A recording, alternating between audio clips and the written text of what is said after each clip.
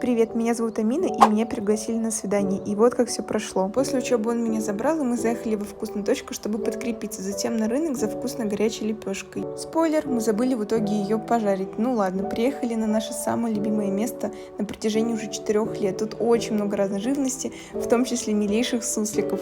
Кстати, какую-то часть поля за паводка затопило, но так происходит каждый апрель и май. Ну и наконец-то мы начали жарить шашлычки. Мы очень сильно поэтому соскучились. Прямо рядом с полем находится конюшня, поэтому все желающие могут покататься на лошадях. Мы тоже об этом думали, но решили отложить эту идею на потом. А затем, посмотрите, что произошло. Да, я села за руль. У меня нет прав, я никогда к этому не стремилась, и было очень страшно. А по дороге домой мы встретили вот такого вот красавца. Ну как вам? Вам бы понравилось такое свидание?